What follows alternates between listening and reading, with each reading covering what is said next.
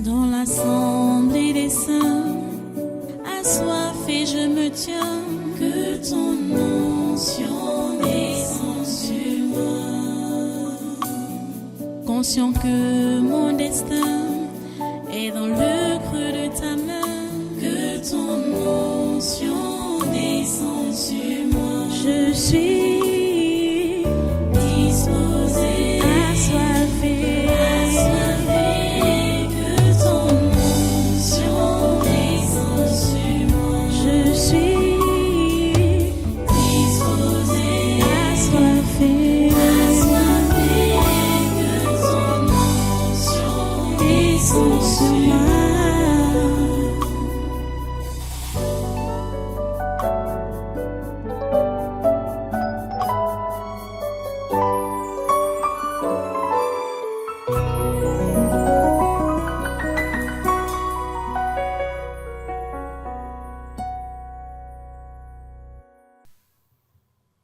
Alléluia. Merci Jésus pour tout ce que tu fais. À toi toute la gloire et tous les honneurs. Merci pour ce jour encore. Merci Seigneur pour ce moment de prière. Merci pour ce culte qui a commencé depuis aujourd'hui et tu es avec nous jusqu'à présent. Nous te remercions infiniment pour cela. Merci d'avoir accepté nos louanges et notre adoration, d'avoir écouté nos prières depuis le commencement de ce culte, de ce congrès de surnaturel. Et merci parce que tu es prêt, tu es toujours prêt à nous écouter et à nous exaucer. Comme nous voulons encore te prier maintenant là. Seigneur, qui est comme toi? Tu n'as pas de pareil. Tu es unique, vraiment unique dans ton genre. Tu es magnifique, tu es adorable. À toi toute la gloire et tout le honneur. Merci parce que c'est toi le Dieu de ce pays. Nous sommes fiers d'avoir un Dieu comme toi. Oh, le grand Dieu de l'univers, qui est notre Dieu. Seigneur, c'est un privilège. C'est un privilège. Reçois notre adoration. Et merci parce que tu l'as reçu. Reçois encore notre adoration et nos louanges. Nos actions de grâce, reçois-les, Seigneur. Merci, Seigneur. C'est au nom puissant de Jésus que nous t'avons adoré. Amen. Amen. Amen. Voilà, prenez place. Une fois de plus, soyez les bienvenus à ce congrès de surnaturel de ce 24 juillet 2025. Nous bénissons le Seigneur parce que c'est lui qui nous conduit, hein? C'est lui qui nous garde, c'est lui qui nous maintient en vie et nous permet de voir ses merveilles. Voilà,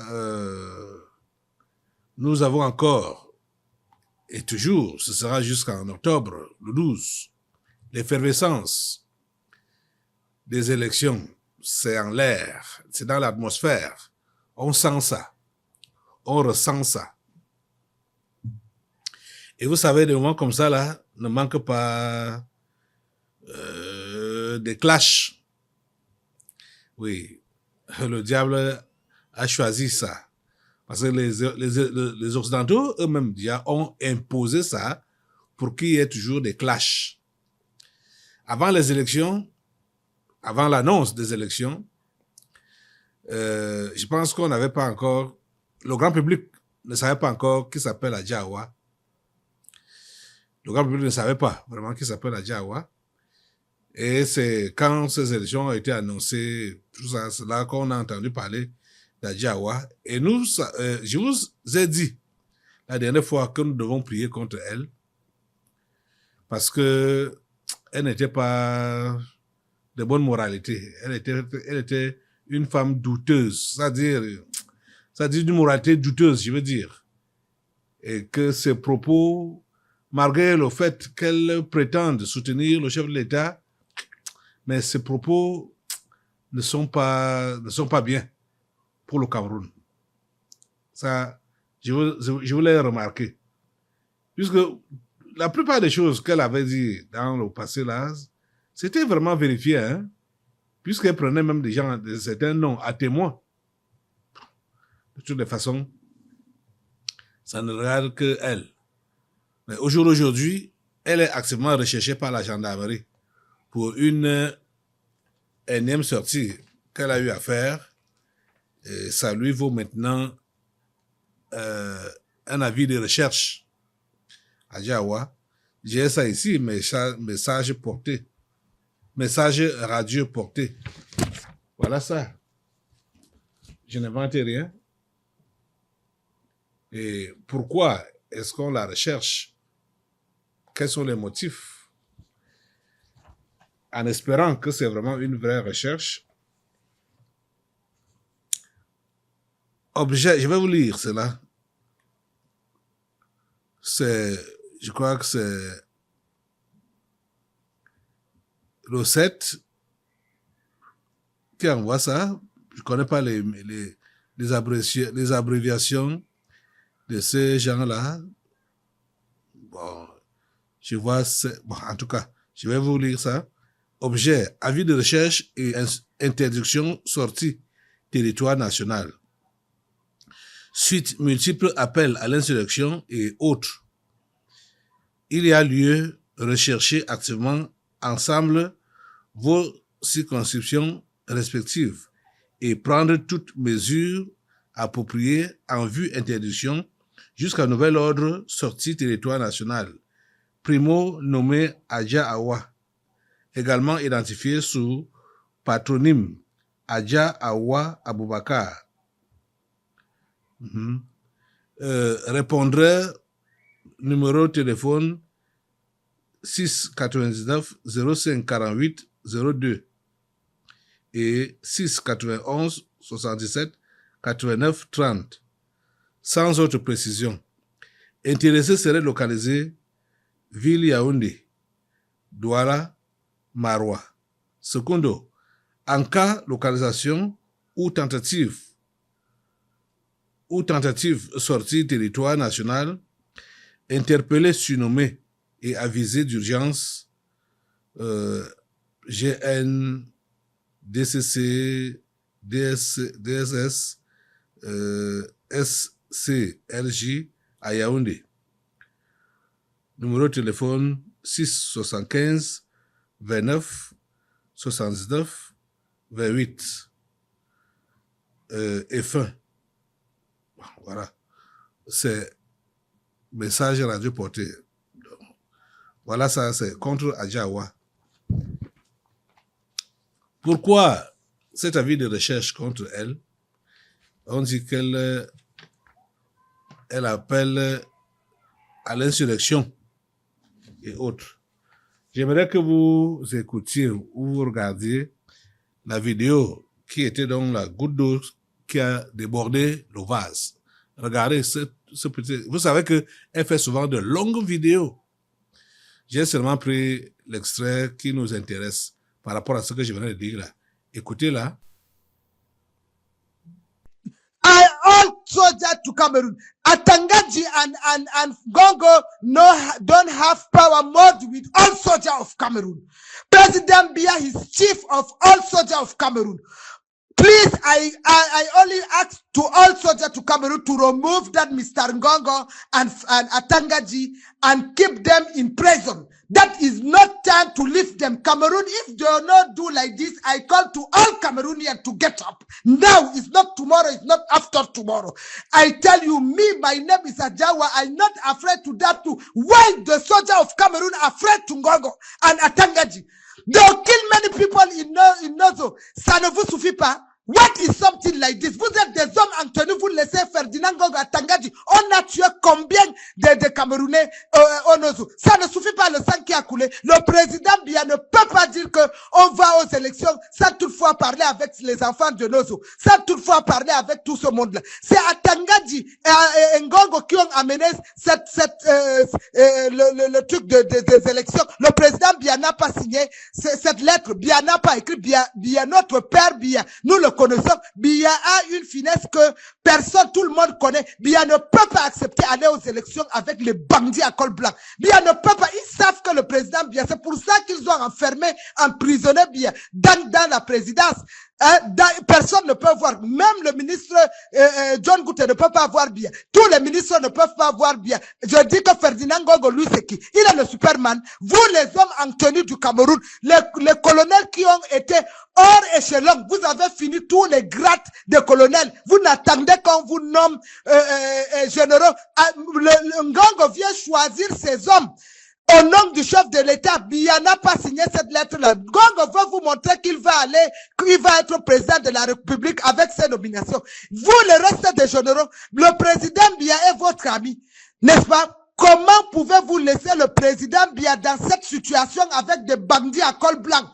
Ferdinand Ngongo peut dépasser tous les généraux du Cameroun. Biya ne vous a pas donné. Que voulez-vous que Biya fasse? Biya est dans les problèmes. Libérez le président Biya des griffes des bandits à col blanc qui lui ont enfermé à la présidence et que personne ne peut lui voir. Vous avez donc suivi. Je ne sais pas qui exploite cette femme. Parce que ce propos et cet appel à l'armée d'intervenir pour déposer 2 ministres, ça paraît un peu incongru. Parce que jusqu'à preuve de contraire, ce ne sont pas les militaires qui nomment les ministres. Vous comprenez? Ce ne sont pas les militaires qui nomment les ministres, donc pour les déposer et les mettre à Koningui, les mettre en prison. Je crois que cette femme a été approchée par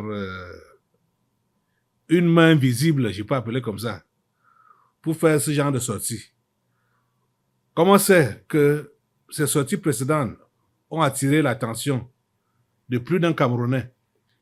Et surtout, comme elle parlait des choses vérifiées et vérifiables. Elle a été approchée par une main visible, je préfère appeler comme ça, pour donc faire ce genre de choses. Ah bon, aussi, je peux croire que c'est la prière qu'on a faite ici là qui marche pour que cette femme soit inquiétée et que même ses auteurs soient inquiétés. Parce qu'en fait, si on met la main sur elle, on saura démanteler également le groupe avec lequel elle fonctionne. C'est ça. C'est ça qui se passe là. C'est l'enjeu. Ça, c'est ma lecture des choses. Hein. Vous savez que quand j'ai commencé à écouter les vidéos de cette femme et à regarder, je vous ai dit que ça me fait un tic. Cette femme, les choses qu'elle dit là, bon, c'est vrai, d'autres sont pertinentes, mais, elle est un agent. Allez, pour ne pas vraiment aller trop loin et couper court, c'est un agent des ténèbres. Je vous ai dit qu'il faut qu'on la descende dans la prière. Et nous devons réellement la descendre. Vous comprenez? Et les gens comme elle, les gens qui sont comme elle, vous allez entendre dans sa vidéo qu'elle a l'impression de supporter et de soutenir le président Biya. Je vous ai posé la question. Ici au Cameroun, qui nomme les ministres? Ce n'est pas l'armée. Pourquoi appeler l'armée à déposer ce qu'elle est incapable de faire et ce qu'elle n'a jamais fait? Pourquoi cela? Vous comprenez que même le fait, elle a également dit que ce n'est pas Biya qui a déposé sa candidature, que c'est Ngongo. Elle accuse 2 ministres, Ngongo, Ferdinand Ngongo et Paul Atangandji. Je ne suis pas en train de défendre ces 2 ministres-là. Je ne les défends pas. Mais je suis en train de vouloir relever l'équivoque. Parce qu'en fait, ce ne sont pas ces ministres-là. Ce n'est pas l'armée, je veux dire, ce n'est pas l'armée qui a nommé ces ministres-là. Ces 2 ministres en question. C'est bel et bien le président Paul Biya. Et si elle demande donc à l'armée de déposer Ngongo et Atangandji, elle veut dire à l'armée de se lever contre le chef de l'État. Vous êtes en train de comprendre ça? Ça, c'est ma lecture simple. Et je crois que elle est censée cette lecture. Cette femme appelle réellement à l'insurrection. Ma prière, pour le moment, c'est que quand on va l'appréhender, il faudrait parce qu'on va lui demander avec qui elle travaille, avec qui elle fait ces choses. Donc, de dévoiler son équipe. Ma prière est que les enquêtes qui seront menées sur elle deviennent publiques pour tous les Camerounais. Pour qu'on sache réellement cette main invisible qui poussait ou qui diligentait les démarches de cette femme à Djawa. Il y a une main invisible derrière elle. Il y a une main invisible derrière elle pour qu'elle agisse et que ses actions puissent nuire à la paix de cette nation. Assemblée, tu vas te lever et tu vas mettre le feu sur Adjawa et demander vraiment à Dieu pour que, après son interpellation, que les Camerounais puissent avoir le retour de ce qui aura été fait, de ce qui aura été dit. Comme je suis en train de vous parler là, je vous dis que si vous êtes un peu ouvert, éveillé, vous allez comprendre que ce que je dis là est correct. Ce ne sont pas ces deux ministres contre qui cette femme s'attaque. Cette femme s'attaque au chef de l'État, le président Paul Biya, et ne voudrait pas de sa candidature. Puisque, écoutez, comment est-ce que vous pouvez dire, je n'ai pas pris la portion là, dans la vidéo, comment vous pouvez dire que vous ne voulez pas recevoir les gens que le chef de l'État a envoyés pour faire sa campagne? Parce qu'elle a dit dans sa vidéo que dans le côté du Grand Nord, là, elle ne veut pas sentir la présence de Ngongo ni celle de Atangadji. Pour la campagne électorale du chef de l'État qu'elle prétend soutenir, vous voyez que ça fait un problème. Ça fait un problème, pas un petit, hein? Ça fait un problème. Elle a beaucoup parlé, beaucoup parlé. Bon, donc, en tout cas, tout ce qu'elle a dit, bon, ça m'intéresse pas, c'est pas intéressant, mais c'est révoltant. C'est révoltant. C'est pourquoi je vous demande de vous lever et de mettre déjà le feu sur tous ces propos, sur tous ces dîmes. Mettez le feu sur tous ces propos au nom de Jésus. Mettez le feu sur tous les propos de Djawa, ça prend feu. Ces propos prennent feu au nom de Jésus. Ces propos prennent feu au nom de Jésus. Au nom de Jésus, ça n'a aucun impact sur les populations. Ça n'a aucun impact sur l'armée camerounaise. Ça n'a aucun impact. Au nom puissant de Jésus, les propos d'Adjawa sont nuls et de nul effet. Au nom de Jésus, nous les annulons, nous les emballons, nous les attachons et nous les envoyons aux abîmes. Les propos d'Adjawa, au nom de Jésus. Au nom de Jésus, ces propos n'agissent pas sur la quiétude de cette nation. Merci Père Saint de nous écouter et de nous exaucer. Merci Seigneur. Mettez le feu sur Adjawa elle-même. Mettez le feu sur elle, mettez le feu sur elle, de Jésus, que le feu de Dieu la consume, et que les recherches pour son appréhension soient facilitées. Et que cela soit facile. Au nom de Jésus, où qu'elle soit localisée ou cachée, au nom de Jésus, le feu de Dieu la débusque. Le feu de Dieu la débusque. Le feu de Dieu la débusque. Même c'est protéger la lâche. C'est pour, je veux dire, ceux-là qui sont... oui, c'est protecteur. Oui, c'est protecteur. Ceux-là qui sont ses supports, ses soutiens. Il la lâche, au nom de Jésus. Il la lâche. Ses supporters la lâchent. Et son équipe la lâche, au nom de Jésus. elle est lâchée, au nom puissant de Jésus, par le feu de Dieu, par le feu du Saint-Esprit, elle est lâchée par son équipe, au nom puissant de Jésus. Merci Père Saint de nous écouter et de nous exaucer. Dans le nom de Jésus-Christ de Nazareth, nous avons prié et nous comptons sur toi que tu nous exauces. Merci Seigneur. Au nom puissant de Jésus. Amen. Amen. Alléluia. Alléluia. Merci Seigneur. Ok, voilà, nous allons continuer. Asseyez-vous un peu, asseyez-vous. Nous continuons avec la prière. Je vous ai dit que ça crépite en l'air, dans les airs. Ça crépite là. On entend un peu de bruit, un peu de partout là, dans les airs. Hein, dans les airs. Mais ça n'atteint pas le Cameroun, au nom de Jésus. Ça n'atteint pas le Cameroun. Je vais vous rappeler les propos de certaines délivrances qui ont eu lieu ici. Vous savez que c'est le tabernacle de la liberté qui est comme, elle a tout le contrôle de cette nation.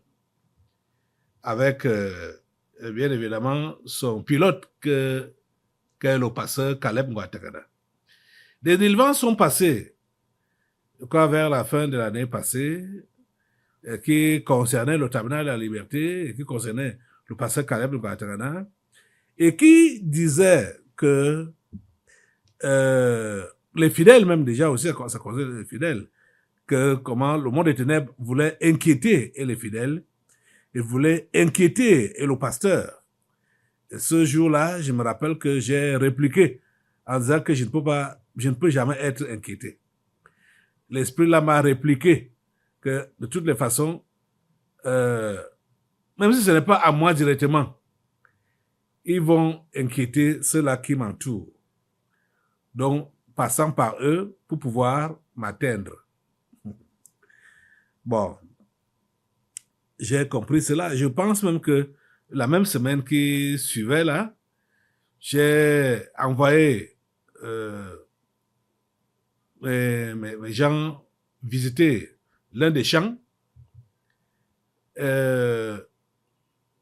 Ceux-là, ils ont été appréhendés par le contrôle routier. Wow. Parce que, je vais vous dire la pure vérité, il y a des systèmes que le ministère des Transports organise pour prendre l'argent, pour stocker l'argent des Camerounais. Il y a déjà, les routes ne sont pas claires. Nos routes, nos axes routiers ne sont pas clairs. Les routes goudronnées ne sont pas claires.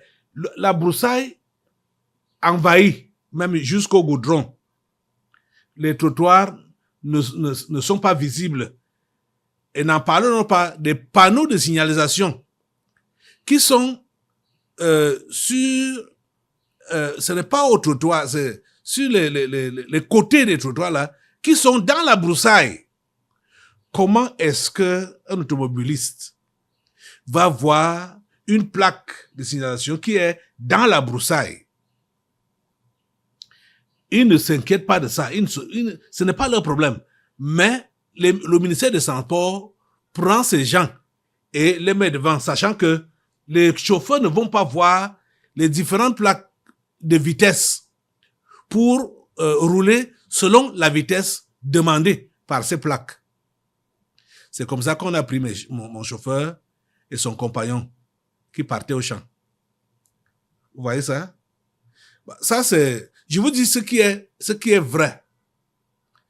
Vous allez partir Axelou, Douala Yaoundé, Axelou, Douala Bafoussam, Axelou, bon maintenant c'est Yaoundé Bafoussam, Axelou, Yaoundé, ça Nangay Boko, bien, je sais pas si ça y est arrivé à Nangay Boko, non, ça arrête au niveau de Mandjok. Toutes ces routes-là ont des radars.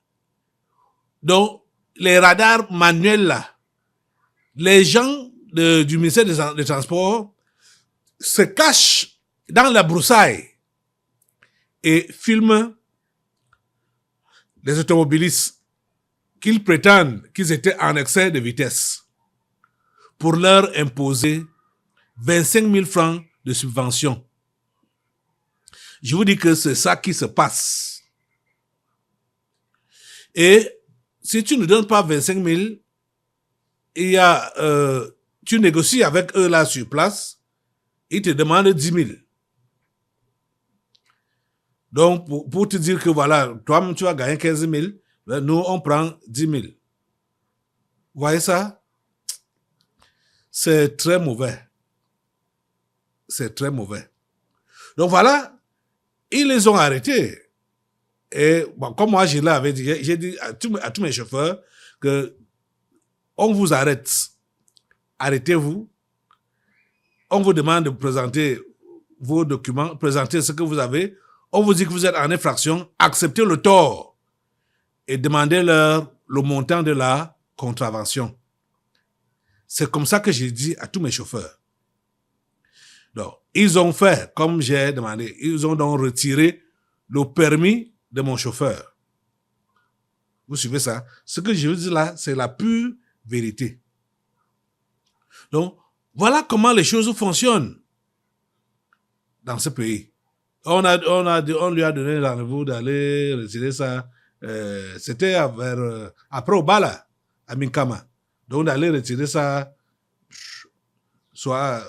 c'était les gens de Mona Télé. Vous voyez? Bon.